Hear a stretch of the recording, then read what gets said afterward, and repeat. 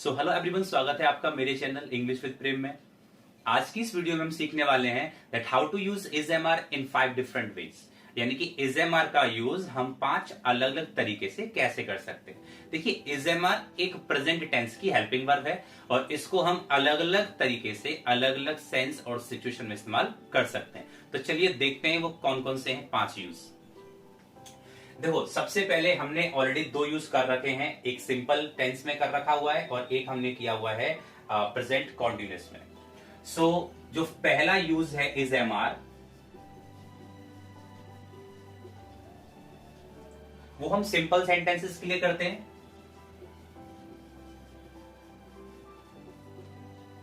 जहां पे हम बस इतना बताते हैं कि कौन क्या है।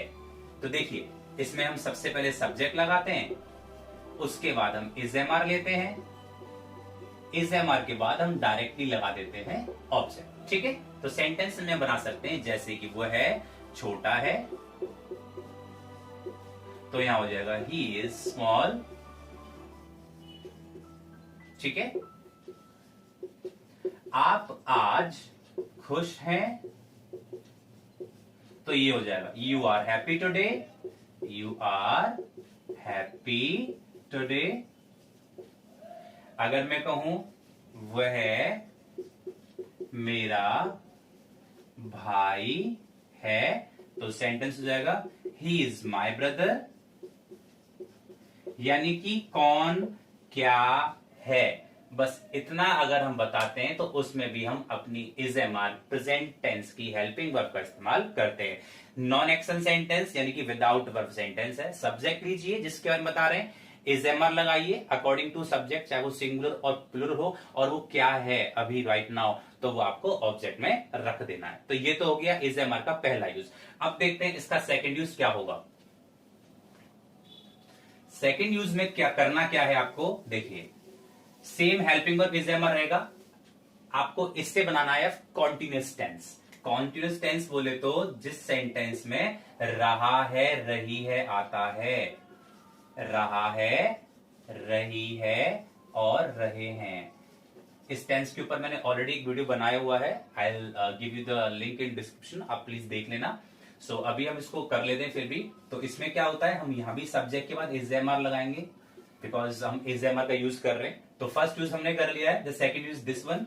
आप सब्जेक्ट लीजिए, is am are first form ING और लास्ट में लगा देना है ऑब्जेक्ट। ठीक है, यहां पर हम उन सेंटेंसों को बोल सकते हैं इज एम आर से जिसमें हम ये कह रहे हैं कि कौन क्या कर रहा है, जैसे कि वे बाहर जा रहे हैं।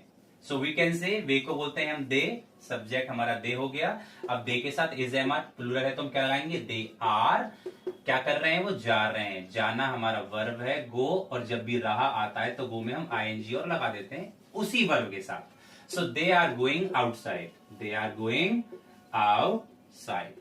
आप अच्छा काम कर रहे हैं या कर रहे हो, आपको बोलेंगे you are, फिर हो जाएगा doing good work.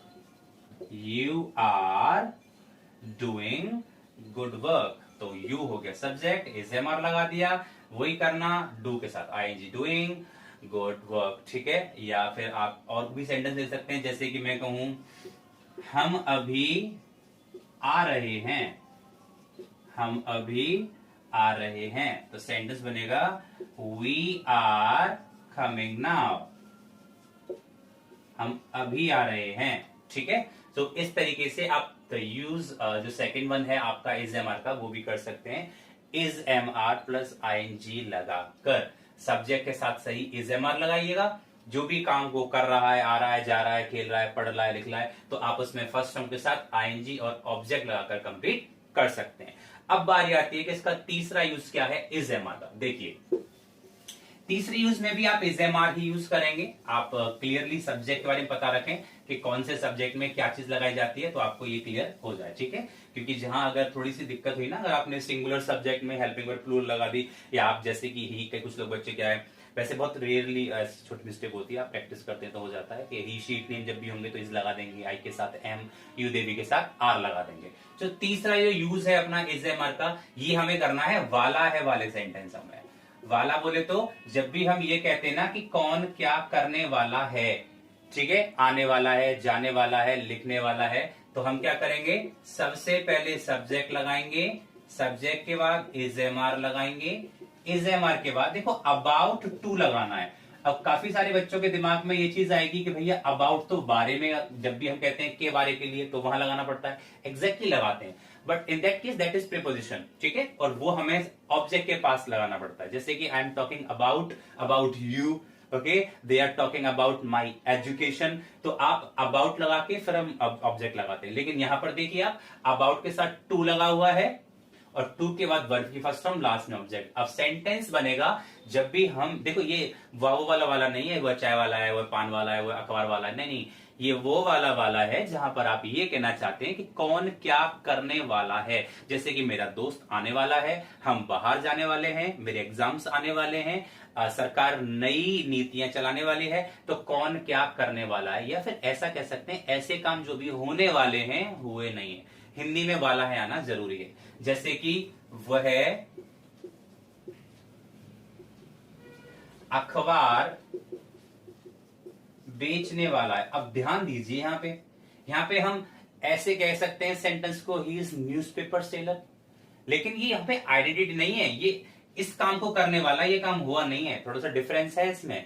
अगर मैं कहूं वो है चाय वाला है, दैट इज समथिंग एल्स, वो है चाय बेचने वाला है, यानी कि उसने बेची नहीं है, अब बेचने वाला है यहाँ पे, तो ये कॉमन लग रहा है उसकी तरह, लेकिन ये सेंटेंस वो नहीं है। So he is about to sell newspaper. देखिए इसमें सेंटेंस का सेंस कुछ इस प्रकार आया है, जहां पर हम ये कह रहे हैं कि उसने भी अखबार बेचे नहीं है, बेचने वाला है। जैसे कि मैं कहूं मैं नया घर खरीदने वाला हूं। अब देखिए अभी ऐसा है सेंटेंस में कि खरीदा नहीं है, अभी खरीदूंगा।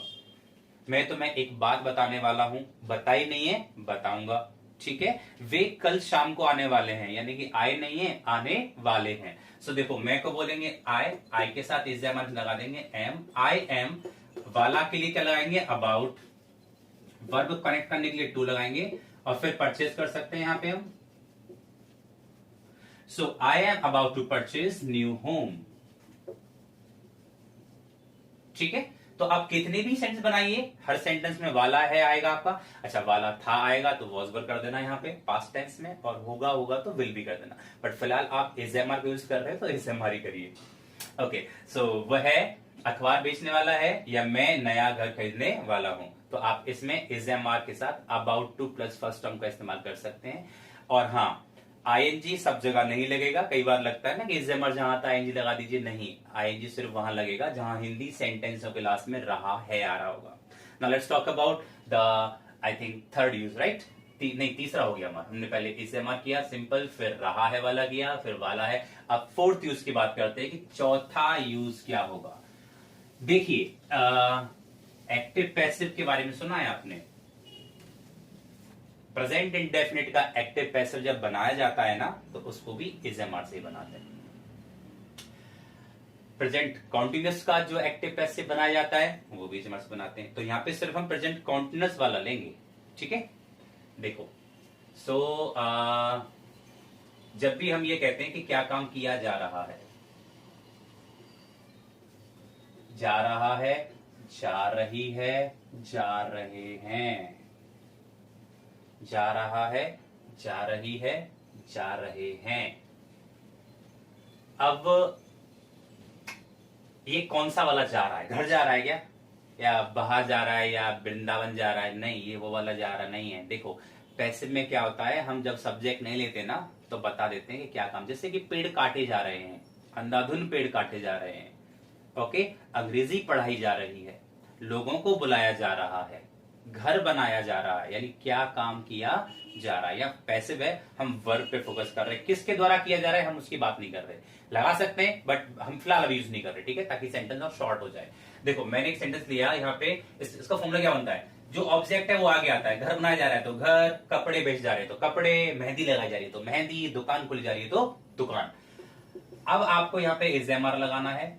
रहा आ रहा है भाई साहब, तो आप क्या करेंगे, बीइंग कंटिन्यू कर दो ताकि ये जो वर्ब है वो थर्ड फॉर्म में आ सके, क्योंकि थर्ड फॉर्म के साथ आईएनजी नहीं लगा सकते हम, इसलिए हमें बीइंग लगा रहे हैं पैसिव में। ठीक है, अब क्या काम किया जा रहा है, मैंने कहा कि स्कूल खोले जा रहे और हैं।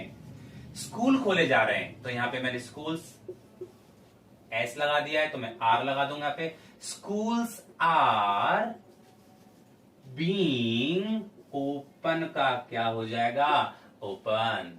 ठीक है, अगर मैं कहूं गलियां सजाई जा रही हैं, गलियां सजाई जा रही हैं, तो मैं क्या बोलूंगा सेंटेंस को, streets are being, is am are plus being, सजाना थर्ड फॉर्म में आएगा, इक्विप्ड कर दीजिए या फिर डेकोरेटेड कर दीजिए, सो डेकोरेटेड। यानी क्या काम किया जा रहा है, मेहमानों को खाना खिलाया जा रहा है, बच्चों को पढ़ाया जा रहा है, पैसे जमा किए जा रहे हैं, बैंक साफ की जा रही है। कोई भी सेंटेंस आप ले सकते हैं जिसमें बताया जा रहा हो कि क्या काम किया जा रहा है। एंड वन मोर थिंग, अगर आप इसमें सब्जेक्ट ऐड करना चाहते हैं कि किसके द्वारा, तो इसके बाद यहां पर बाय लगाकर सब्जेक्ट लगा देना कि सरकार के द्वारा स्कूल खोले जा रहे हैं, school are being open by government, लोगों के द्वारा गलियां सजाई जा रही हैं, so streets are being decorated by people. ठीक है, तो वो सब्जेक्ट बाय लगाकर कर सकते हैं। So we have done this fourth use. Now last one कि पांचवा इज एम आर का यूज क्या है, तो पांचवा भी देख लेते हैं। देखो, हम सेंटेंस को अपनी हिंदी से पहचानते हैं, जैसी हिंदी वैसी हमारी इंग्लिश। अगर हम कोई भी सेंटेंस बोल रहे हैं और उस सेंटेंस में आपको क्लियरली हुआ है,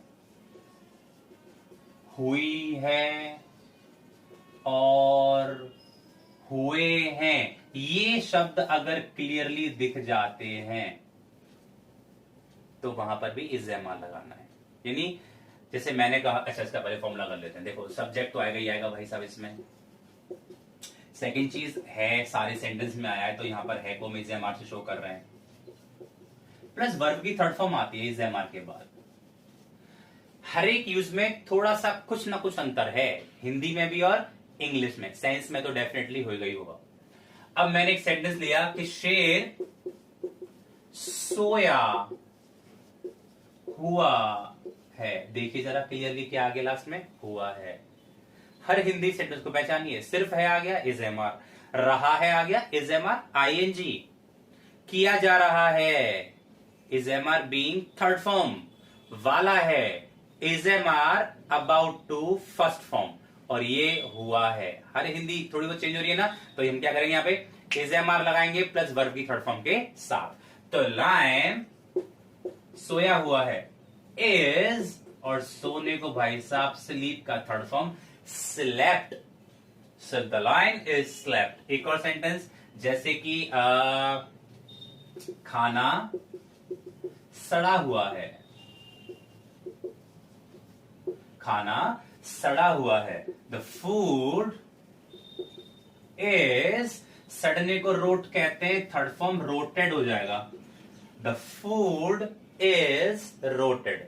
सो ये 5 यूजेस हैं इज एम आर के। आप प्लीज इनकी सेल्फ प्रैक्टिस करना थोड़ी सी। पहले आप इज एम आर के सेंटेंस बनाना 4-5, फिर रहा है वाले, अबाउट टू वाले, फिर पैसिव में, और फिर आपका हुआ है हुई है वाले, ताकि आपको क्लियरली डाउट्स जो भी हैं वो क्लियर हो जाए, आपको पता लग जाए कि इज एम आर को हम इन अलग अलग चीजों में या फिर अलग अलग सिचुएशन में कैसे इस्तेमाल कर सकते हैं।